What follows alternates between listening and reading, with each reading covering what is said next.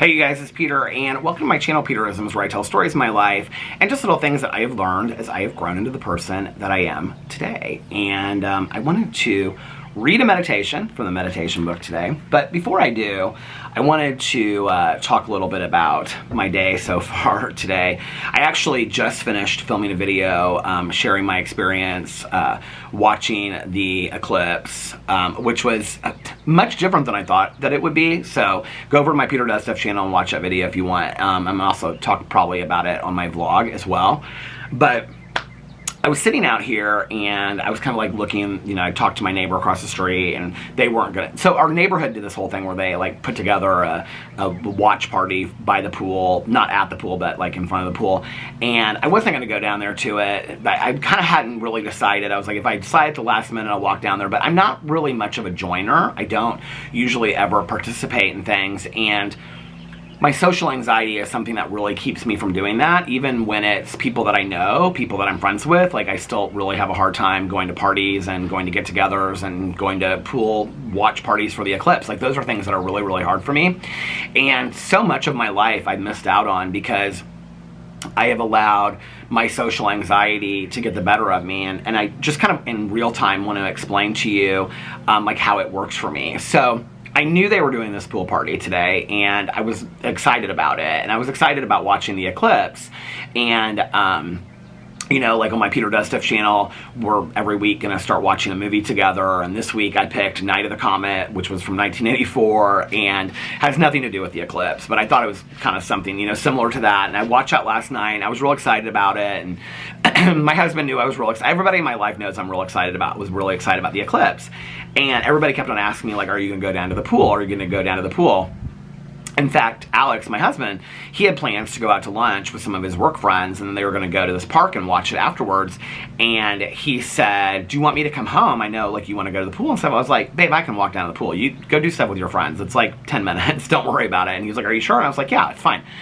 So I came out today and I was like talking to my neighbor across the street, and I asked her and if she was going to go down to the pool, and she's doing gardening in her yard. And she said, no. She was like, they have people doing work on their house. And so she said, no, the four of us are going to just stay here. Her husband ran out to get some refreshments. And then my neighbor in the corner, she was like texting me from the pool. And she was like, and I had just gotten out of the shower and whatever. And she was texting me from the pool, and she was like, people are asking where you're at. And they said that they want to see you. They haven't seen you since the pool last summer and stuff.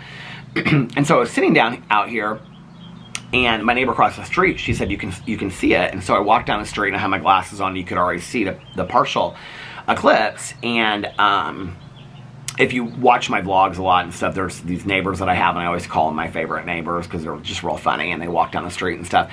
And so when they were walking down the street, they said, come on, you're going to go to the pool with us, right? And I was like, I don't know, because this is what happens to me in real time. I start thinking, there are going to be people there that I don't know, and that's going to be really uncomfortable to me, because then I have to be like, oh, hi, how are you? And it's nice to meet you. And, you know, what are people going to think? And, you know, are there people there that don't like me? I mean, all this stuff from when I was a kid goes through my head every single time I go to do something. This can be even just like going out to dinner.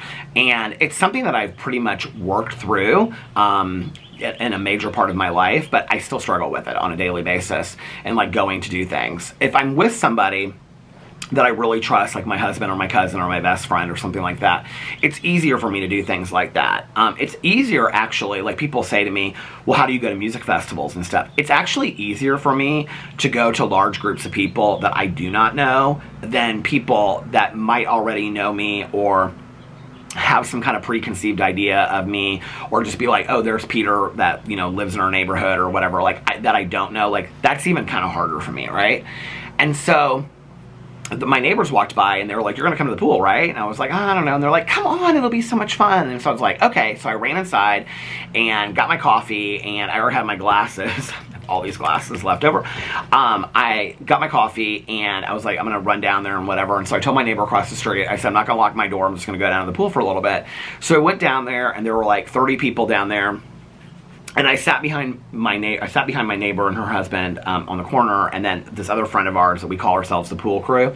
And I sat behind them, and they were like cracking jokes. And I sat next to this woman that is in our neighborhood, and I know her, I don't know her really well, but she's older, and so she was talking about you know, she was 91 and this would be her only time to ever see it in her life, and she was sharing other things that she had seen, and you know, we're all sitting there together as a group, and we're all like looking up at it, and it was just kind of like this collective moment that I was part of, that I got to be part of because I showed up, you know, and worked through that. Because I think had they not just said like, come on, we're going, you're going to go with us, and they just like pulled me out of it, I don't think I would have gone. I think I would have just sat here and like walked out in the street by myself and looked up at it with my glasses, you know. And even saying that makes me feel kind of lonely and kind of alone that I've allowed myself to miss out on so many things in my life.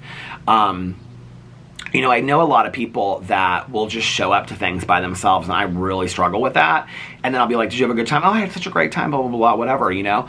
And I can do things by myself. I can go out to dinner by myself, go see a movie by myself. I don't have a problem doing things by myself. It's the interaction with people that's so hard for me. And I love when people say, well, social anxiety is not a real thing. It doesn't exist. It's a very real thing if you have it. It's a very real thing to be consumed with fear of what you think people are going to think about you or whatever. And I know that goes all the way back. I know it comes from me being bullied when I was a kid, and always being worried about any new space that I was walking into, whether it was a new classroom, a new school, a birthday party, whatever, that I carried into my adulthood, because I still carry that. And I showed up and like walking up to the pool, because they had already, like my neighbors had already gone up there ahead of me.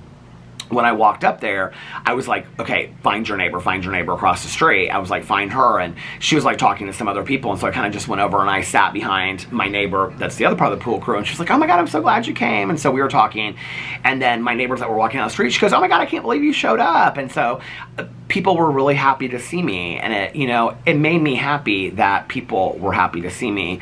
And just to be part of that whole collective experience was just really, really cool.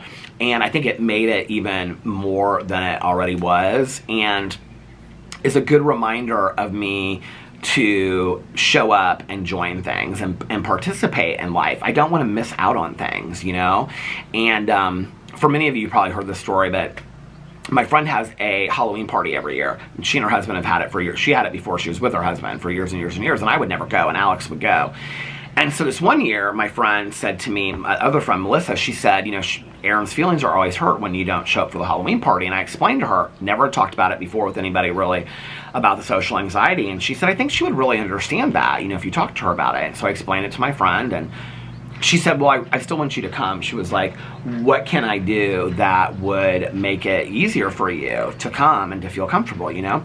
And I said, I don't know. And she was like, if you showed up early, if you were one of the first people here, would that make it easier for you? And I said, I think that would make it easier for me. And so I was like, okay. And I can remember getting ready, and I was like, I'm not going to wear a costume, I don't think, and I just want to be comfortable. And I was really, really scared to go and really nervous, even though I knew the majority of people that were going to be there. And I remember we got there early, and I stood with my back against the sink in the kitchen, so when anybody walked in, I'd be like, hey, how are you? It felt very safe. I ended up having an amazing time at that party. I saw people I hadn't seen in years. I had such a great time. And I can remember after that, I was like, I have missed out on so many things, and I want to really start showing up to stuff. I really want to start showing up and having a good time at things, because I've missed out on so many things in life. And it's moments like that, and it's moments like showing up at my pool today and having this, you know, moment in time where I'm present and I'm participating in life and I'm experiencing life, that I really feel blessed, and I am just so grateful for being able to participate and show up. And I don't want to miss out on that anymore. So I have to like push through that so that I have those moments to remember, so that when the next thing comes along, I can go, yeah, but remember you showed up to the pool party. Remember you showed up to Erin's Halloween party. Remember you showed up to this, you showed up to that, right? Because for years I just said no, no, no, no. And I missed out on so much of life, you know, and I don't want to miss out on any more life. So I just wanted to share that with you. Okay, let's get into today's meditation. It is April the 8th. Let's see what the meditation, I have no idea what this meditation is going to say to us today. I didn't do yesterday either, so I could read yesterday's. Yesterday is those old time feelings. Let's read that. Those old time feelings, April 7th.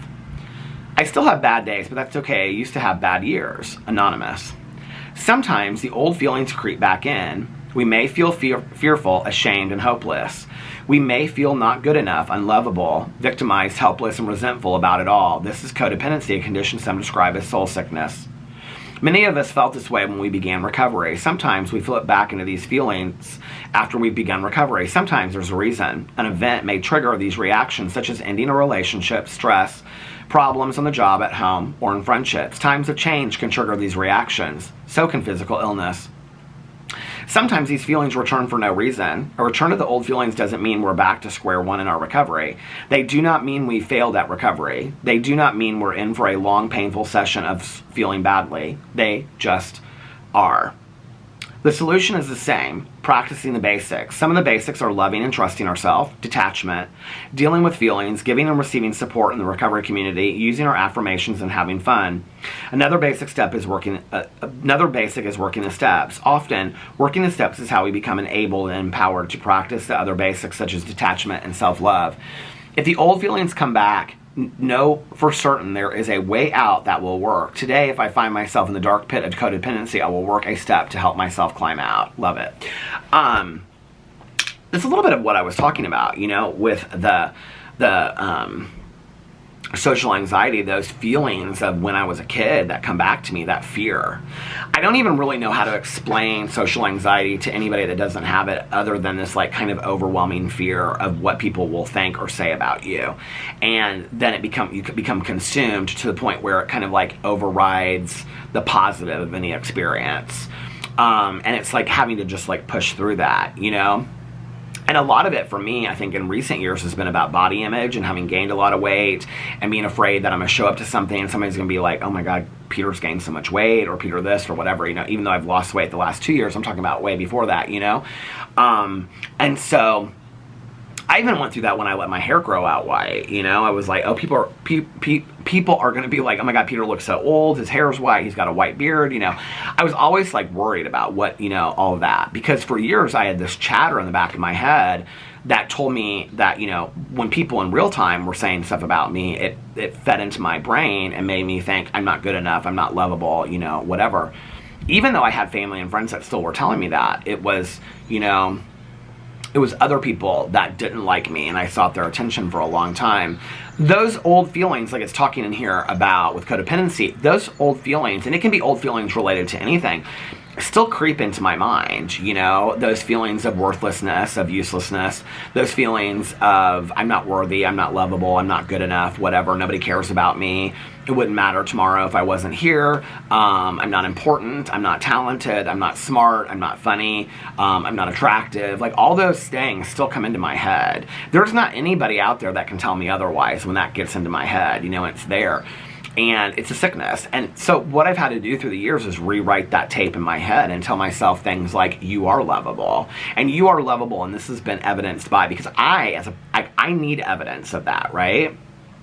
And so we'll say, well, this person thought you were lovable. This situation, somebody thought you were lovable. In this situation, somebody thought you were lovable. In this situation, somebody thought you were worthy, that you were good enough. Somebody thought you were funny in this situation. Somebody thought you were attractive in this situation. Somebody thought that, you were whatever in this situation. But mostly it comes down to feelings of selflessness and or feelings of lack of self-worth and not loving myself, And so it goes back to that. And those feelings come in from time to time, and it's about working through those feelings and really working on myself to, remind myself that I am those things, that I am lovable, and I am worthy of a good life, and I am worthy of good things, and I am worthy of friends, and I am worthy of fun times and moments, and peace and serenity as well. Those are things that are really valuable to me. But when those old feelings come into my head, it's I think on RuPaul's Drag Race, they call it the self-saboteur. It's that, I can remember when I got sober and my counselor saying, every day that you're sober, there's an angel on your shoulder telling you that you can stay sober, and there's a devil telling you that you can use. It's very similar to that my whole life has been, right? That for every good moment that I have, it's almost like there's somebody telling me I don't deserve it. In my head I have that, right? I'm my own worst enemy. And so it's working through that, and even though it sounds cheesy, it kind of reminds me of that guy from Saturday Night Live or whatever, that was you're good enough, you're worthy, you're lovable. It's true though, right? It's true.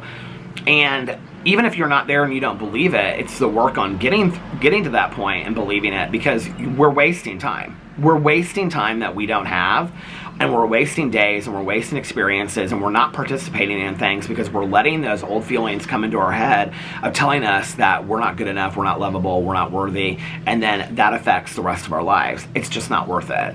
You know, it's just not worth it. It's more worth it to do the work on telling ourselves, to rewrite the tape in our head, to say, yes, I am worthy, yes, I am lovable, yes, I am good enough, right?